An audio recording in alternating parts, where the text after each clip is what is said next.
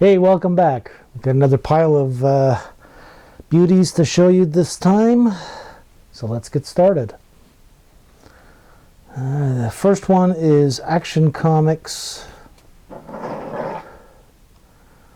442. I'll get this right eventually. Really nice cover. It's had some loving, but overall, very nice.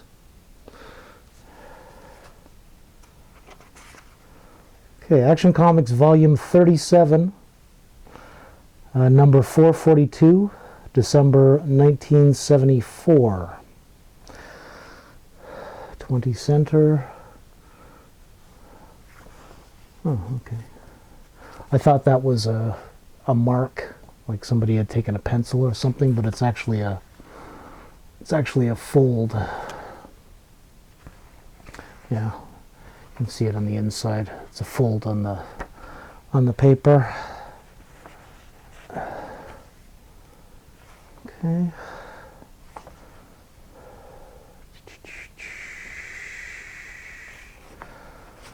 Okay, so 60s. And yeah, I cheated. I just looked. It is Kurt Swan. Did the artwork on it.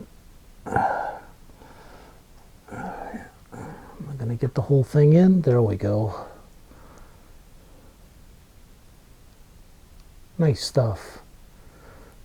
I like this lower panel here. If I can get it in view.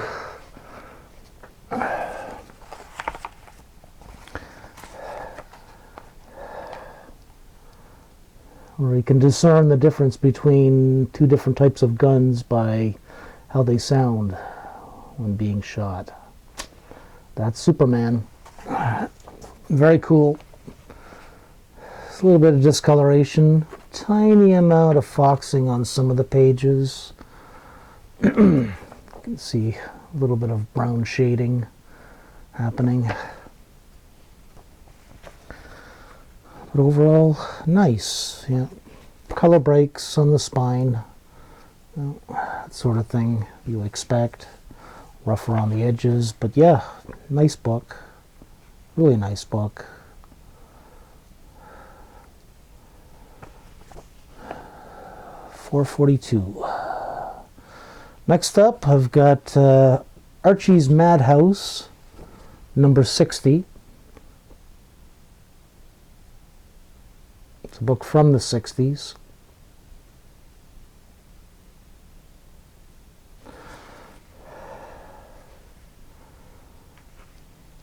Okay, Archie's Madhouse, number 60, April 1968. It's got a number of stories in it. I just have to be careful what I show you here. Well, because some of it, it's the 60s. Some of it they play into stereotypes that, I'll do a quick stereotypes that,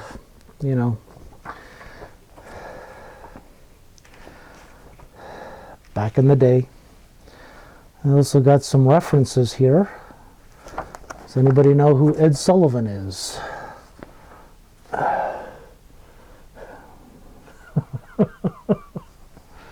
It's kind of dating itself. There's an internal page. Nice artwork overall, nice and clean. And yeah, it's got some quizzes in here. I don't see any puzzles. Usually there's a puzzle. No, I don't see any. But yeah, clean book overall. Just a little bit of unfortunate content in there. Next up, I've got some tasty 90s books. One or two. First one is Spider-Man number 2 from 1990. McFarlane artwork.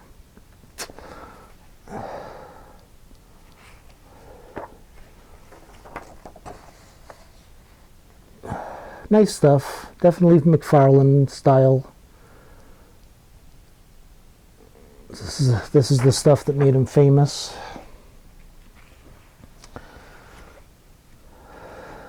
Nice clean book overall. A couple of spine color break. The spine there, just here.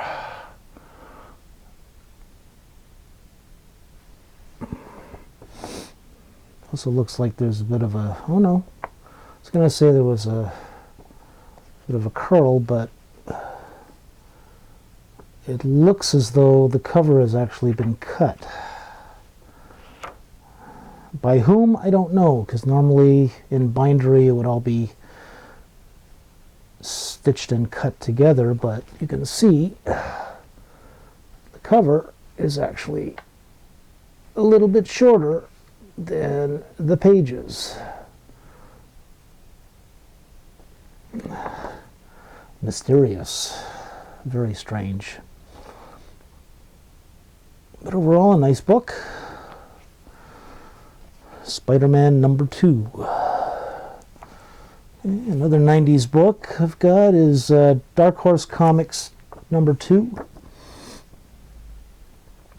RoboCop on the cover.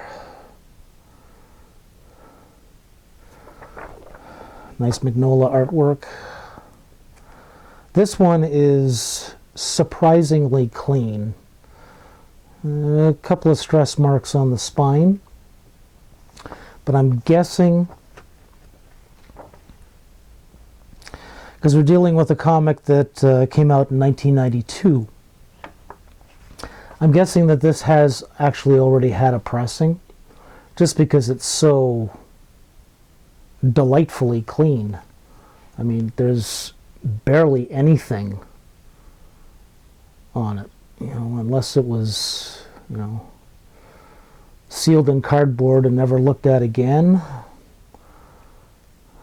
I'm guessing that it did have a pressing at some point. Let's find a nice layout here. Okay, so Dark Horse Comics had 4 stories in it. One was a Predator story, Time Cop, RoboCop. I have it listed on the front. Inside front cover there.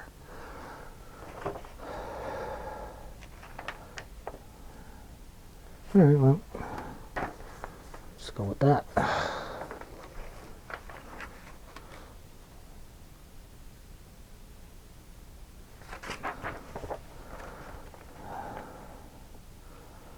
Just looking to see if Magnolia actually did any. No, it's just the cover.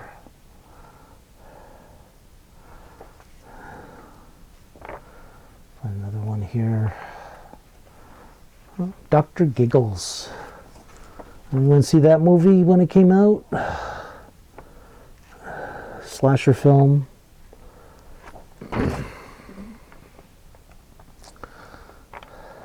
Nice and clean. Just it's like it came off the press yesterday. Just so shiny. Oh yeah, there's more Dr. Giggles. Yeah. Very, very nice. Okay, next up I've got The Simpsons Winter Wingding #6, and that's from 2011. Doing a little bit of seasonal caroling.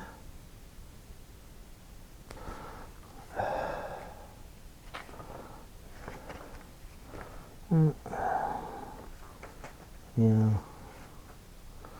Okay, so it's got a tear on the spine. You can see it inside there, just at the bottom here.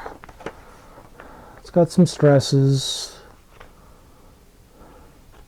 It's kind of hard to tell if the spine ticks because it's an off-white cover to begin with. Inside's fairly clean. It's got some dog ears.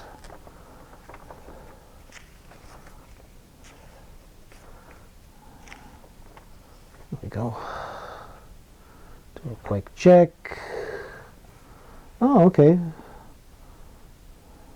That's too funny.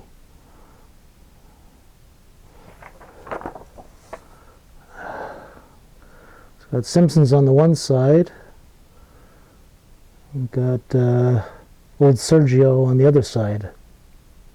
You might know him from Mad Magazine.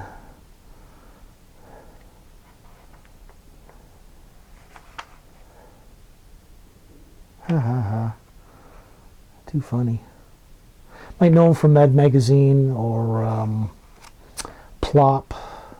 If you picked up any of those from the 70s. Gru, the Wanderer, was his big comic book series. Huh. That's not Sergio's stuff. I'm not saying his last name because I always mispronounce it, and I don't want to insult anybody.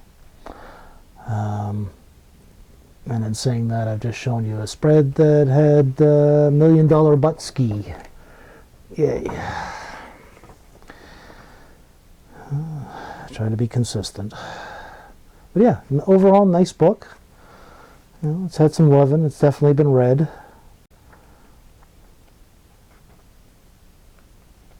Yeah, nice.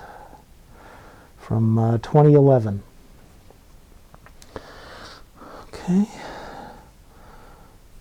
Next up, from 2013, got SpongeBob Comics number 25. Hey! There's my thumbnail. A little bit late to the party on a Halloween cover, but I did the Christmas cover already, so it can be a free-for-all. Hilarious.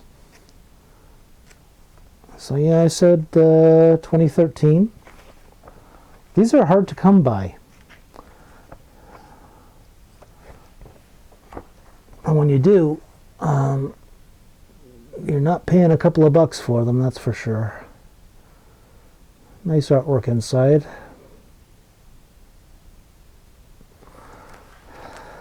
Yeah, very cool. I was very happy to find this. I've had a couple of people ask me about SpongeBob comics. Just tough to find.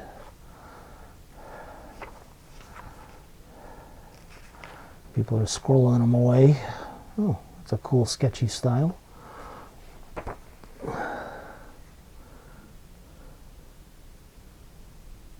Colors pop. A little bit of scratching on the cover. It's down here. But yeah. Cool book. Soggy Supernatural Stories. Okay, you remember 2020? Well, if you followed comics, everyone was falling over themselves trying to get the Three Joker book. I picked this one up during a Black Friday sale at one of the local LCSs. And people were paying ridiculous amounts of money for these books at the time. All you had to do was wait 4 years and wait for a Black Friday sale, but you know, that's usually the case with most books. You know, I suppose unless you're a flipper and you want to get the book immediately so you can prey on the FOMO. But no, I've been looking forward to actually checking this book out. There was a vendor at one of the outdoor markets I set up at who actually had these books for sale. I didn't get a chance to go over and check them out or see how much he wanted for them, primarily because I was by myself and I can't leave the stall, you know, once I'm set up. In some cases. In other cases, you know, you've got a good neighbor who can keep an eye on things. But yeah, so that was a missed opportunity. And then I was just looking through this Black Friday sale stuff in the variant comic book bin, and voila, there it was. So very cool. I almost fell into the FOMO craze for these books, and fortunately I was working crazy hours at that time, and so I really didn't have much spare time to devote to focusing on comics. So I'm very happy to be able to find that one.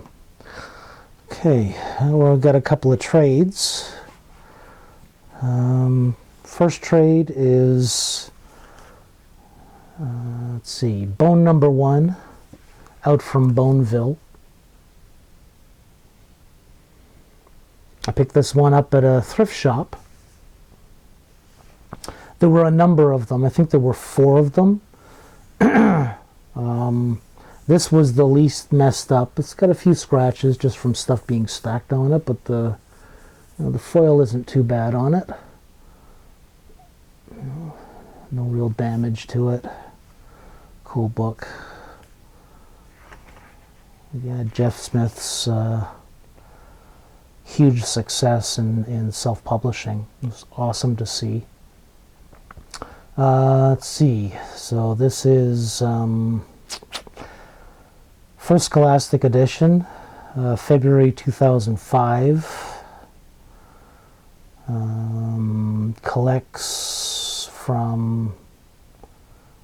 Collects books from 1991 and 92.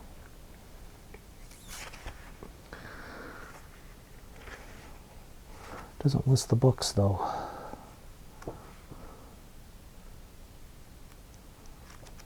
But yeah, show you some of the artwork. Trying to find a cool page here. I didn't jump on the Bone bandwagon when it was hot at the time. I picked up a couple of issues later. They were usually wrecked and in a cheap comics bin. But at the time, because I was familiar with Pogo from the 50s and 60s, when I saw the promotions for this and when I saw the book on the shelf, all I thought was, oh, it's a Pogo ripoff. It's not. So that's my bad. Once again, late to the party. But a nice thing about it is that you're able to find these treasures fairly affordably. You just have to look for them. That was a thrift shop buy.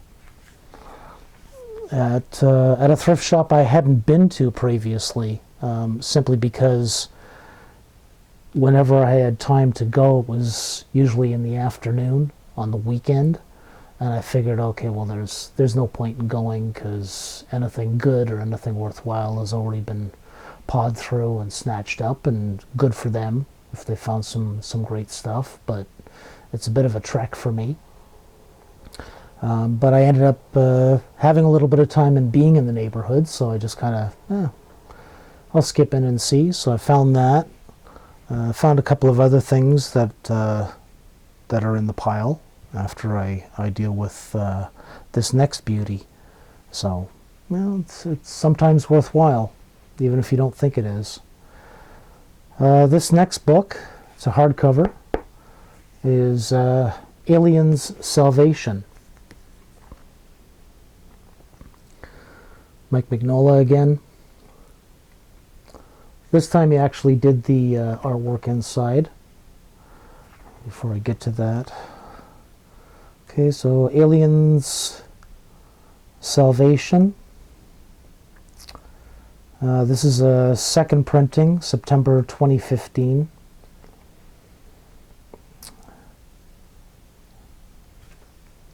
Oh, wow. I love Mignola's artwork. I love his, it's very stylistic.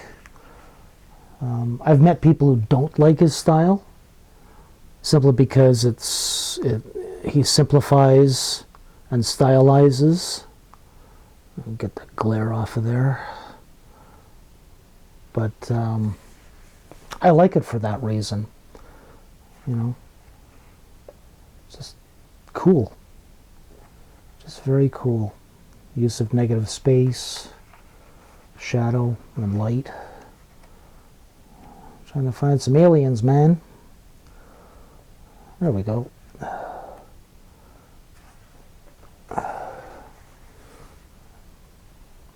Just cool. Very cool stuff.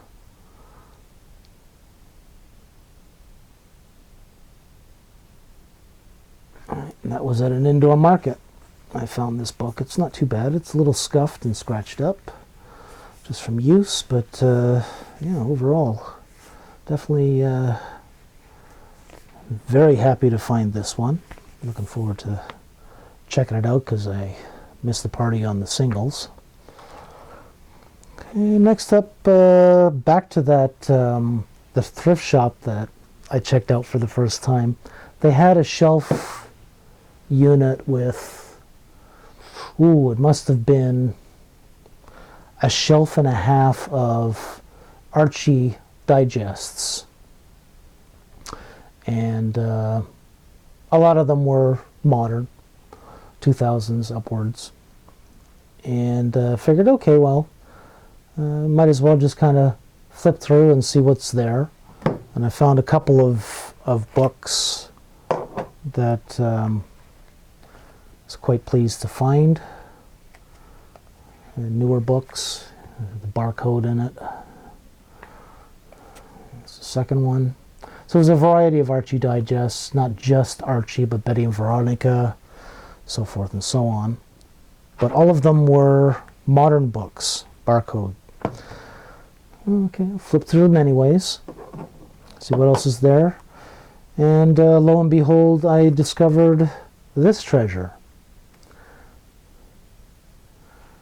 Okay, so this is Laugh Comics Digest, number 4. Somebody decided to write on it. Might be able to get that out. It looks like grease pencil. Okay, so number 4. Laugh Comics Digest, number 4, May 1976. Looks like it's been through the wars. Or possibly somebody decided to take some silly putty to it. Remember that stuff? But yeah, still good. Still some cool artwork in there. And this would be, I'm not sure if this would be before Parent came in. I don't think it is.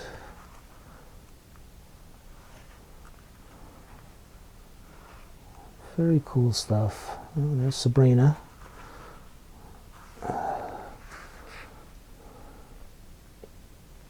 So yeah, there are a variety of stories in there.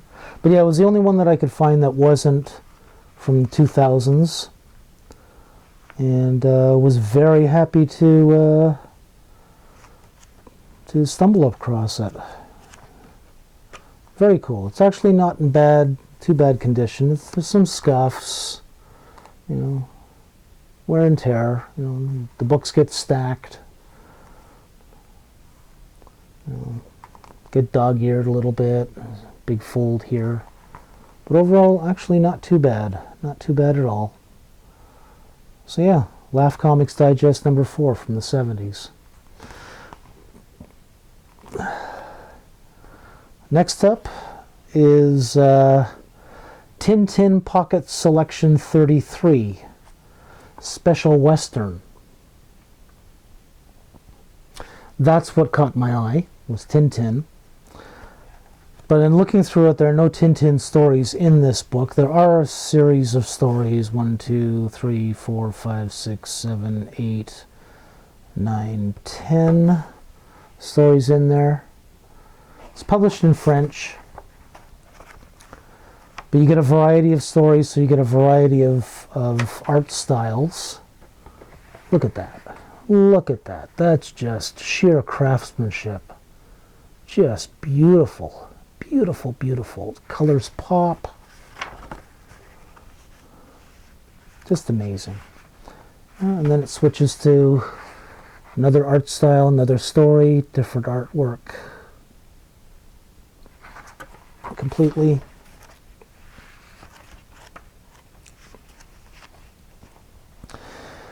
We've got anthropomorphic characters in the Old West.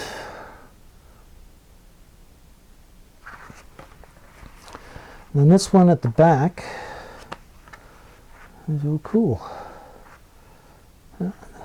So the maze hasn't been done. More cool artwork.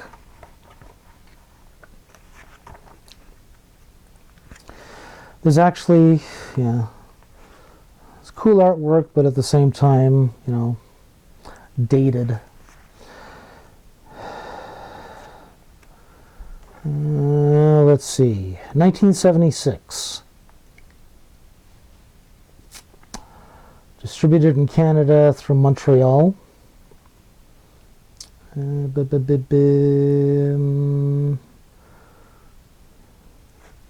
Very cool. But yeah, in the back, as I was getting to it, there's actually a story about Old West train robberies.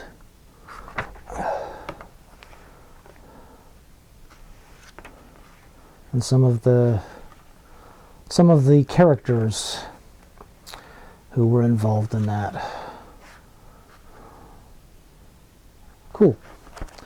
So yeah, it was a nice find. That was a thrift shop find as well at that place that I hadn't checked out before. So I'll be going back there more often to see what's there. And this stuff was sitting there, passed over. I don't get it. Along with these two manga books. Let's see if I can find. These are fairly recent. Let's see if I can find an indicia.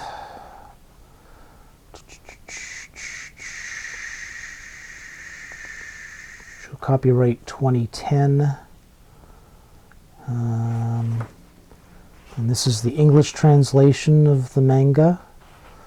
Copyright 2012. Let's see. So it looks like this is the 15th printing of Attack on Titan.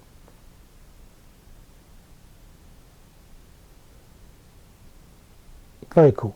So that's Attack on Titan #1. So I can find a cool page for you.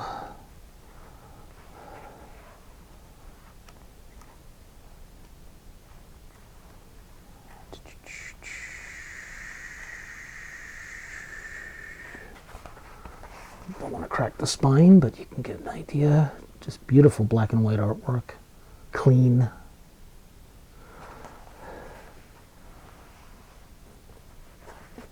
And it's so funny, I guess, because people got used to the manga being published the way that it would be originally published in Japanese, from the back to the front.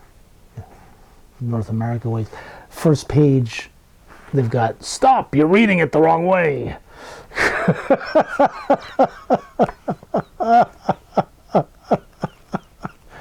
Right.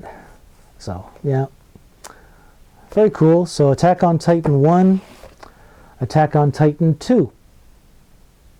Same place. They were just sitting there. Oh, broken and unwanted, I guess. I don't know. People didn't know what they were. Again, printed in English. So you can find the indicia for you. Wow. Look at that. Just very cool stuff. Very cool stuff. We got a naked ghoul walking around. Alright. Nothing too horrifying or anatomically correct. Yeah, just cool stuff. What does the indicia say? Well, this would have been around the same time. Yeah, 2012 English translation. This looks like it's 17th printing.